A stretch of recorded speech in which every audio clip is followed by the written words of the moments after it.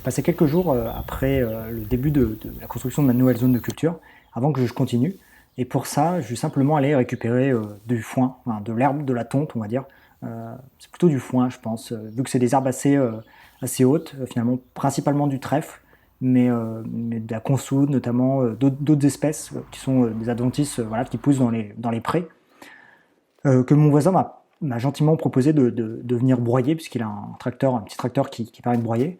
Et moi, ce que j'ai fait, c'est simplement ratisser ça et puis récupérer la matière pour venir l'entasser sur la butte. Donc j'ai simplement étalé ça du mieux que je pouvais en mettant une bonne couche quand même. Je voulais qu'il y ait voilà, un bon 10 cm, il y a par endroit, il y a même plus, parce que je savais qu'en se décomposant, ça allait vite se tasser et puis ça allait vite diminuer en volume. Et donc immédiatement après avoir terminé, avoir paillé la zone, j'ai planté tout de suite. Alors normalement il a fallu laisser reposer pour que la décomposition commence à se faire et puis que ça monte pas trop en température. Mais voilà, j'étais pressé, j'avais des poireaux qui étaient déjà bien avancés, il fallait que je les plante, je ne peux pas les garder comme ça. Du coup, bon, j'ai décidé de planter quand même dedans. Donc j'ai pris le risque, à voir comment ça se passe, si ces poireaux vont bien pousser. Pour moi, ce sera avant tout un peu une expérience. Et puis, si jamais ça marche pas cette fois-ci, la zone sera déjà prête avec du bon substrat pour les prochaines cultures dans quelques mois. Donc voilà, une fois que j'ai planté, je remets simplement le paillage pour que les poireaux soient bien protégés.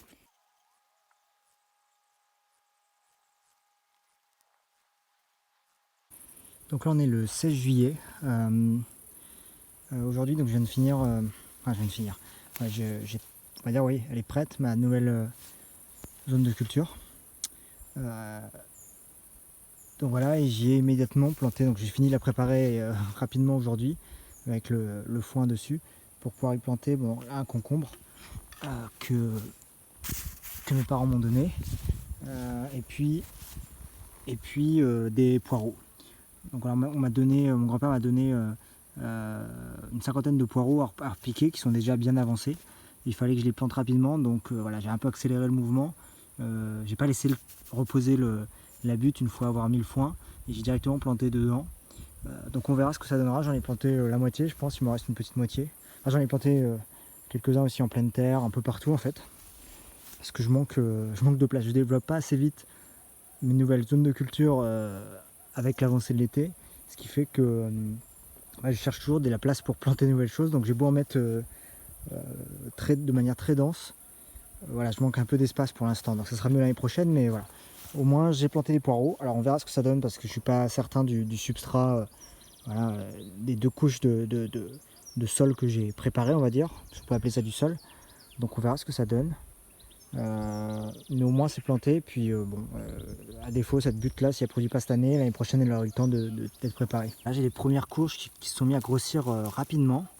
Il y a encore très peu de temps, c'était une toute petite boule au bout. Et puis là maintenant, c'est des vraies courges qui grossissent. J'en ai d'autres plus petites ici, qui sont encore celles-ci toutes petites. Voilà. Donc j'ai encore des concombres, un concombre à planter, des poireaux, d'autres trucs. Je vais voir, est-ce que je plante tout là demain ou est-ce que j'essaye de faire une nouvelle zone en pleine terre? Parce que j'ai peur que ces poireaux-là, ils fonctionnent pas. Et du coup, je dois assurer le coup, avoir au moins quelques poireaux. Donc peut-être les mettre ailleurs. On verra. Du coup, ce soir, je récolte première feuille de pousse de salade. Voilà, pour manger en salade.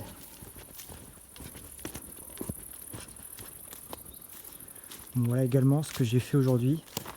J'ai des petits soucis avec cette vigne, puisque elle se développe tellement bien qu'elle prend de la place sur les portes. Hein. Là, c'est des entrées, c'est des passages pour aller dans les tables qui me servent d'établi pour l'instant, et puis là, la pièce qui me sert de cave. Voilà. Mais sauf que la vigne se pousse tellement bien, et en fait, elle a été accrochée un peu bas.